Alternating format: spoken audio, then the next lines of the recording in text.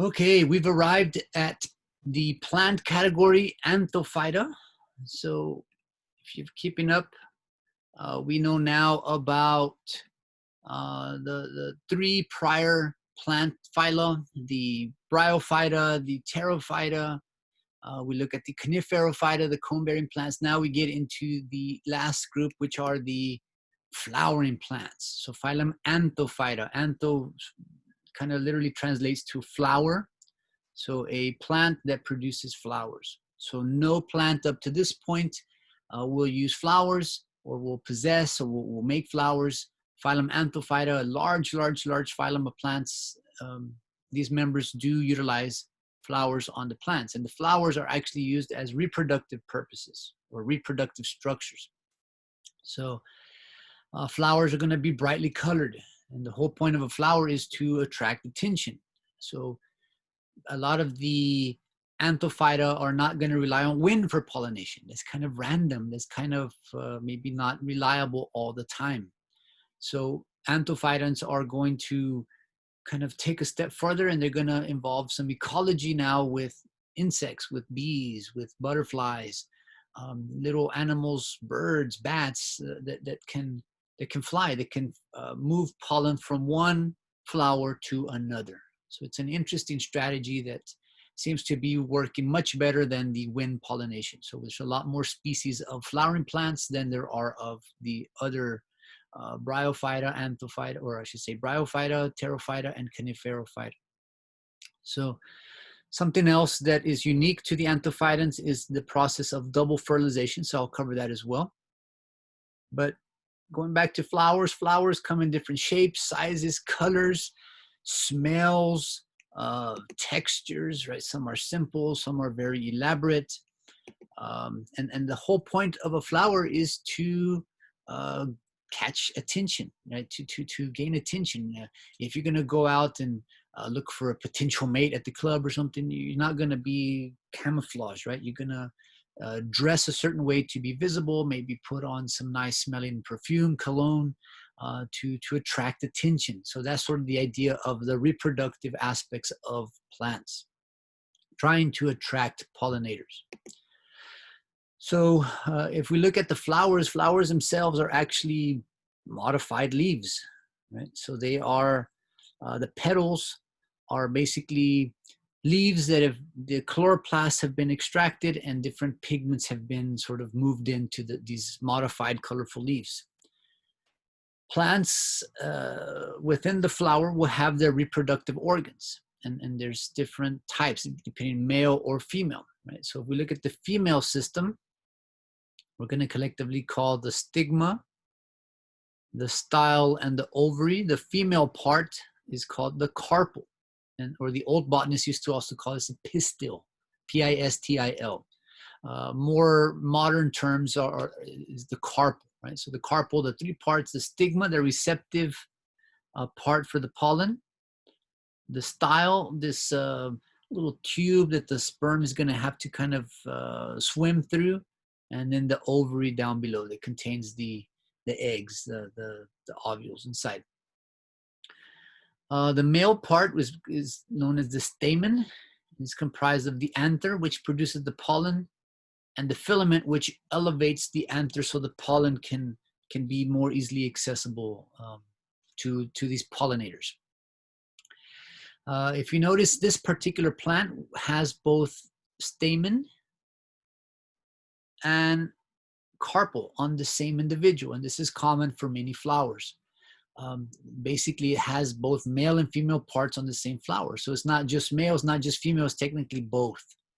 If this was in an animal, in an animal model, an organism, we would say that animal is hermaphroditic.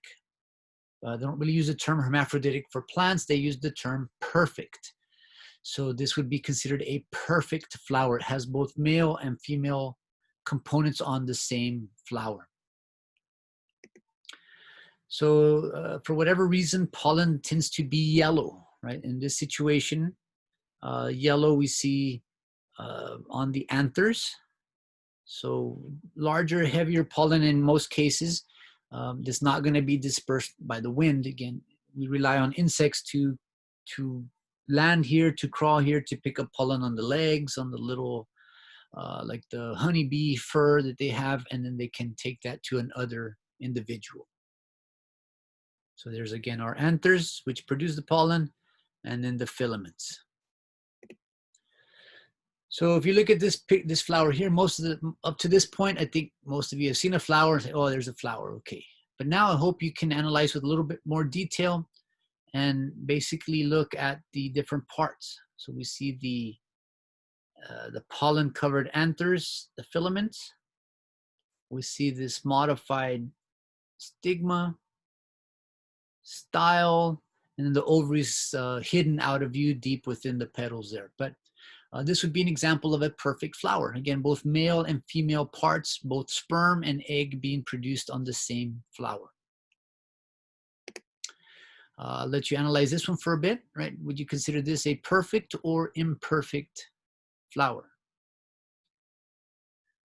So if you notice, we do have the, basically the anther producing the pollen. And we have then modified 3 stigmas, 3 styles, sort of a unified ovary. So complicated flower, but again, this would be also considered a perfect flower. Some other modified petals down below. Imperfect flowers are only going to be male flowers or only going to be female flowers. If they only possess stamen, they're called staminate flowers or male flowers. If they only possess carpels, they are carpelate or female flowers. And again, both types may or may not be present on the same plant. So you may have some plants that maybe this branch has a male flower, this branch has a female flower.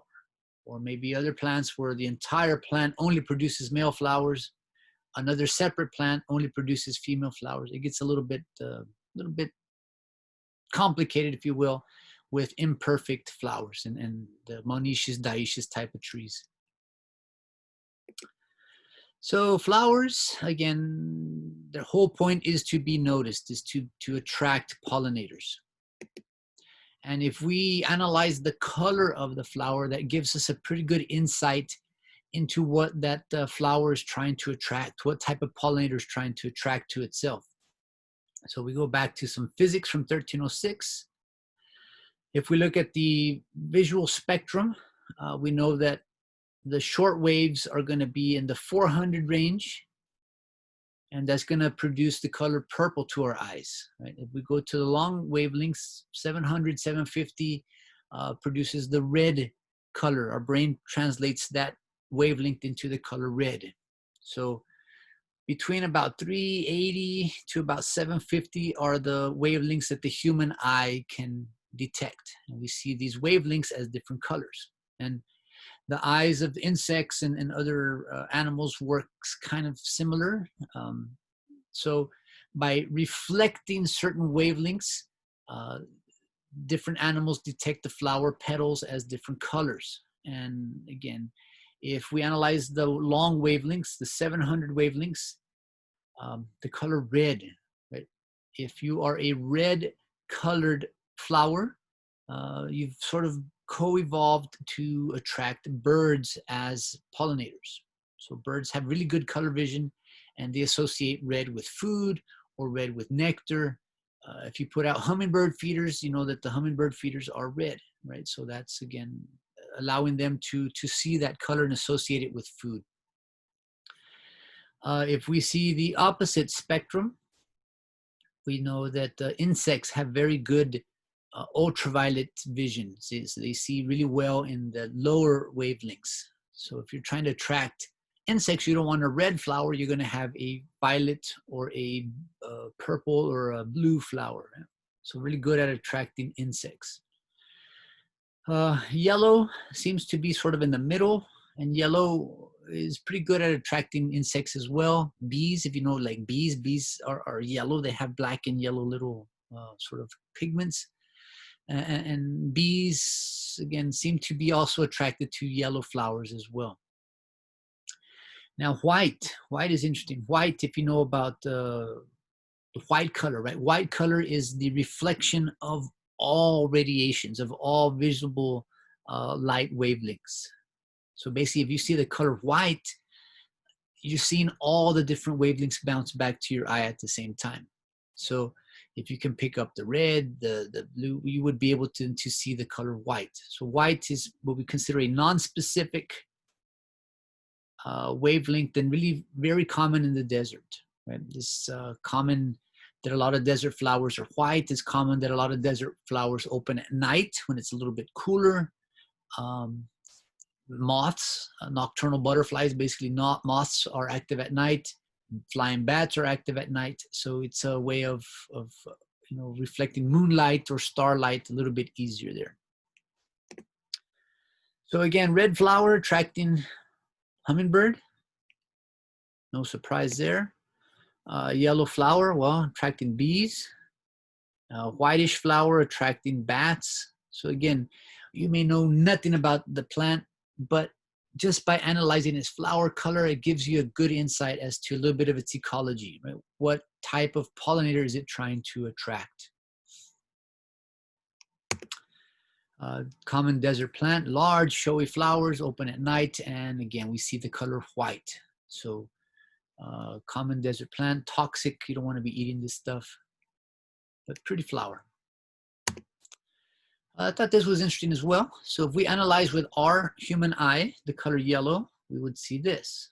If we were to put on like honeybee goggles, we actually see that in the infrared range, the flower actually has a darker coloration around the reproductive parts there.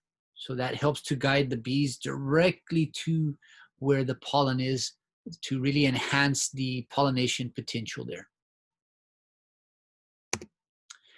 A different strategy, creative, very different. So we know that we can attract bees and bats and birds, but there's another very common flying insect around, and those are flies. Right? Flies are attracted to stinky, foul-smelling odors. So these carrion flowers, there's a lot of different species that use this strategy. They're going to be close to the ground, and they're going to mimic a dead organism. And they're going to mimic the stench, the stinky smell of a dead, rotting carcass. So they will attract flies. The flies will fly in to this very foul smell. They'll be looking for dead, rotting meat, in which they can lay their little eggs. And they walk around picking up pollen. They don't find what they're looking for, and they fly to the next flower. And that by doing so, they're acting as pollinators, right? Carrying pollen from flower to flower to flower. So again, that's one important strategy. If you're a plant, you have basically 3 life challenges, right? 1, stay alive, get enough light, water, nutrients to stay alive. 2, pollinate. So get the right pollen to the proper area. And in pollination, we have to get the right species of pollen on the stigma. There has to be compatibility. Once the stigma is there, the male or the 2 sperm actually are released. And when we talk about flowering plants, we mentioned double fertilization. So within the pollen grains of Anthophyta will have multiple sperm, typically 2 sperm. So these 2 sperm will start metabolizing, start swimming their way down the style. And this goes back to Darwinian selection, right? Natural selection. Which sperm is the best one? Which sperm is the strongest, is the most healthy? So that's a way of sort of helping to see that the best quality sperm will be the one that fertilizes the egg. So if it's pine tree pollen, right? Pine tree pollen lands on the stigma, it's not the right species. So there has to be a compatibility match. Each species of plant produces its particular type of pollen. So if you're a good botanist, I'm not that great of a botanist, but if you're a great botanist, you could identify the species of the plant just by looking at the type of pollen, right? So each pollen grain is sort of associated, has unique characteristics for each particular plant species. So The correct species of pollen lands on the stigma. We have chemical match, chemical compatibility. The sperm are then allowed to enter, and the sperm start to swim their way down to the egg. And in the egg, we're going to have a couple of different aspects there. And this takes us back to the discussion of 1306, meiosis. So we know in the female system, the first meiotic division will produce a normal sort of egg and what we call a polar body, a very small sort of a cell with very minimal cytoplasm, very minimal organelles. It's too small to be fertilized. So the plant is putting most of its emphasis on this ooze site. A second meiotic division will produce the same, another polar body, and that large healthy cell, which eventually will become the ovum, the egg. So we have some non-functional, non-fertilizable type of polar bodies, and then that large functional egg. In the male system, that doesn't happen. We produce equal-sized sperm. All four sperm are functional. So for every one cell that undergoes meiosis for males, we produce 4 functional sperm. For every one cell that undergoes meiosis in females, we produce non-functional polar bodies and 1 functional egg. So it's quality versus quantity for the female system. So in the female system, we then have that large functional egg and those non-functional polar bodies there. So we backtrack a little bit. Our males, our sperm were swimming, and the winner, the first place, the strongest one, gets to then fertilize with the egg. And that's nothing normal. So haploid sperm plus haploid egg yields a diploid zygote. Well, the second place arrives. The first option is gone, but there's 2 polar bodies that are lonely, I guess, and that sperm then interacts in a weird triploid situation. So we have 1 haploid sperm with 2 haploid. That's incorrect. They're not eggs. These should be polar bodies. So 2 haploid polar bodies with 1 haploid sperm will produce this triploid endosperm tissue there. So that's the process of double fertilization. Double fertilization producing a normal zygote and a triploid, non-typical, non-normal type of endosperm tissue. So again, same concept, different picture. So there's our functional egg in the ovary. There's our non-functional polar bodies. The first place sperm fertilizes. That's going to be the next generation. And then we have this weird endosperm tissue there. Well, what is the purpose of the endosperm? Why would a plant purposefully make non-functional, non-viable mutant type of tissue, right? It's too many chromosomes, too many, abnormal genetics, abnormalities there. If you think of Down syndrome in humans, Down syndrome is just 1 extra chromosome. This is 1 complete set of chromosomes. So that would be like a human inheriting 23 extra chromosomes. This is way too many, right? So what ends up happening within the seed, we have the normal embryo, and we have this big mutant sibling. This large, it's again not going to be able to make it as a functional offspring. So why would the mom produce twins, basically a healthy, happy, normal twin and a large abnormal mutant twin? Right? What is the biological significance of this? Any ideas, any thoughts why this would occur evolutionarily? Right? All this again within the seed. Well, if you think of like mom packing a lunch, right? Maybe when you were a kid, when I was a kid, mom would pack lunch and we'd go to school with our little lunch pails, with our, we didn't want to eat at the cafeteria, something like that. Well, these seeds are going to be underground. They're going to be without sunlight. They're not going to be able to photosynthesize, initially. So they're going to have enough nutrition to start the germination process. And that's what's the purpose of this triploid endosperm tissue.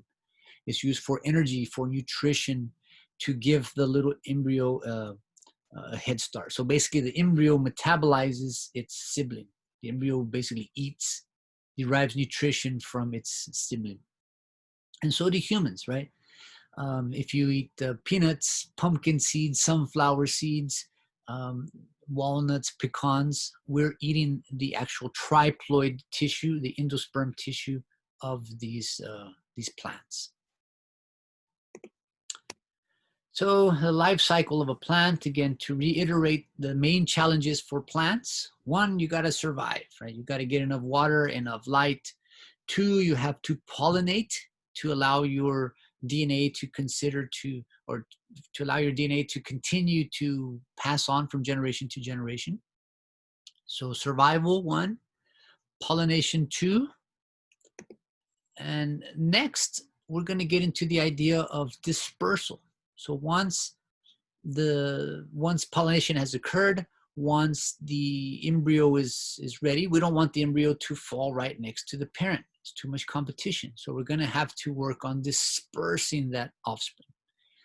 And to help with that process, we now talk about fruit, right? Fruit is what we find in the fertilized ovary, or I should say fruit is a fertilized ovary of these flowering plants.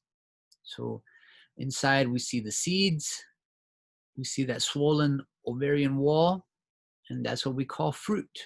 Right? So what is fruit? Fruit is nothing more than a fertilized ovary. It doesn't sound as edible, doesn't sound as nice, but when you're eating fruit, understand you're eating the fertilized ovary of that plant. So initially it started out as petals and a pretty flower. Fertilization happened, and instead of looking pretty anymore, we have to drop these leaves, and now all the effort, all the emphasis goes into building up the fruit, right? So fruit is defined as any protective or fleshy tissue with seeds inside. So an apple is a fruit. What else? Would you think an avocado? Would you consider an avocado a fruit? Based on our definition, does it have a seed inside? Yes. Would a cherry? Would how about a tomato? Right? A lot of people consider tomatoes as vegetables, right? Tomatoes actually are this sort of swollen ovarian tissue with seeds inside, right? So tomatoes would fit the description, the definition of a fruit. So again, 1, survival, 2, pollination, now 3, dispersal. So with the assistance of fruit, right, let's say birds or animals eat the fruit and then they drop the seeds somewhere, right? A bird eats the fruit, it goes and poops out the seed with a little packet of fertilizer somewhere out there. If you eat watermelon or grapes with seeds, you're walking around at the park, at the picnic, you're spitting out watermelon seeds. You're helping the plant disperse. So fruit is kind of a little mutualistic situation. The plant gives you a little bit of sweetness, a little bit of nutrition, and you help the plant disperse the seed. That's one strategy. Sometimes the fruit is not utilized, right? So some plants will have different mechanisms for dispersing. So they pollinate, they produce the seeds, but then they will use wind to help disperse the seeds. So we know wind can be used for pollination in some plants. Wind can also be used as dispersal for other species. If you live in El Paso, you're familiar with these little wicked things. These are seeds with little spikes, right? These seeds, if you step on them, on your shoes, on your shoelaces, on a pet fur, they will then disperse from the parent plant. This is a close-up of a grass seed, like a little sticky, almost like Velcro, sticks on dog fur, on shoelaces, on clothes, and again, helping to disperse from the parent. So mom and dad are stuck in the spot, but they're able to reproduce, and then mom is able to then disperse the offspring so they're not in direct competition with the parents. Yep. So interesting. Completing your whole life strategy, literally rooted to one spot. So that will conclude our discussion on the anthophytans. So a couple more to go, looking now at some biochemicals and some predatory plants and desert ecology. So I'll get those posted soon. So again, a lot of stuff to cover on plants. So keep an eye out for the rest of those presentations.